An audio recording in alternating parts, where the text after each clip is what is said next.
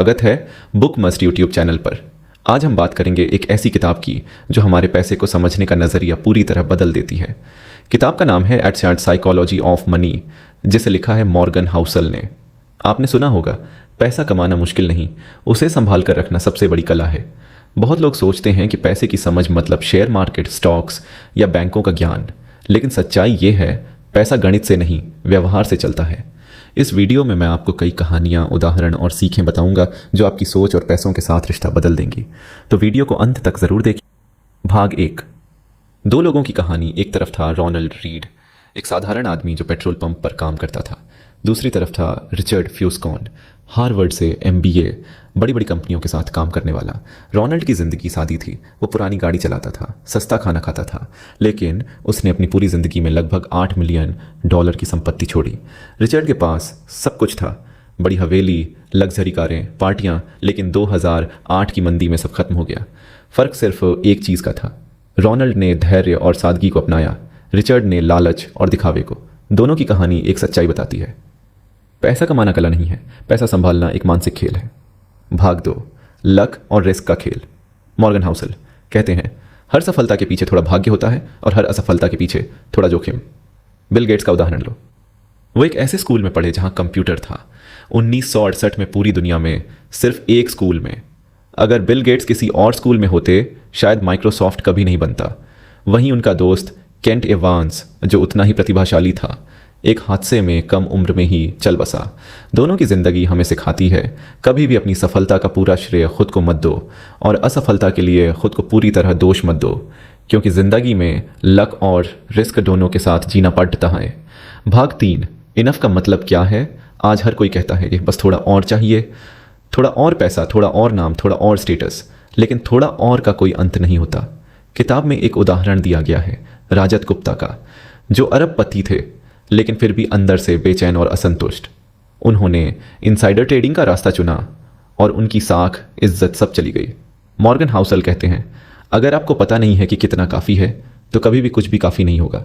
जो इंसान जानता है कि उसके पास पर्याप्त है, वही सच्चे मायनों में आज़ाद है। भाग 4। कंपाउंडिंग का जादू। अब बात करते हैं उस जादू की जिसे आइंस्टीन ने दुनिया का 8वां अजूबा कहा था, कंपाउंड इंटरेस्ट। रोनाल्ड रीड ने 50 साल तक अपने निवेश को छुआ तक नहीं। उन्होंने बस जोड़ा, जोड़ा और जोड़ा, और समय ने बाकी का कमाल कर दिया। लोग सोचते हैं कि अरे 1000 रुपये बचाकर क्या होगा, लेकिन जब वही 1000 रुपये हर महीने 20 साल तक जमा होते रहते हैं तो वो लाखों में बदल जाते हैं। पैसे का असली राज यही है, जल्दी शुरू करो, धीरे धीरे बढ़ो और बीच में मत रुकना। भाग 5। रिच बनना वर्स रिच रहना। मॉर्गन कहते हैं, अमीर बनना एक कौशल है, अमीर बने रहना एक अनुशासन। हर बुल मार्केट में लोग कमाते हैं, लेकिन हर मंदी में वही लोग गिर जाते हैं जो लालच में सब कुछ दांव पर लगा देते हैं।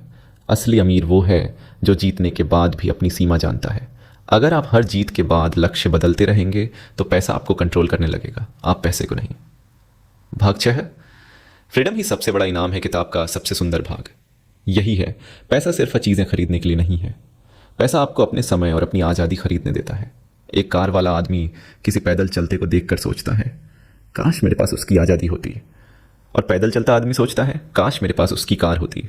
यानी हर कोई कुछ ना कुछ चाहता है, पर जो व्यक्ति सच्चे अर्थों में आज़ाद है वो सबसे अमीर है। भाग 7। सेविंग का असली मकसद। सेविंग सिर्फ चीज़ें खरीदने के लिए नहीं होती, सेविंग ऑप्शंस खरीदने के लिए होती है। जब आपके पास बचत होती है तो आप डर के बजाय शांति से निर्णय ले सकते हैं। जो इंसान सेविंग करता है वो संकट में भी मुस्कुरा सकता है, क्योंकि उसके पास चुनाव होता है, रुकने का, सोचने का और सही समय पर आगे बढ़ने का। भाग 8। ह्यूमन बिहेवियर ही असली स्किल है। किताब का सबसे बड़ा संदेश यही है, पैसा समझना एक गणित नहीं बल्कि एक मानसिकता है।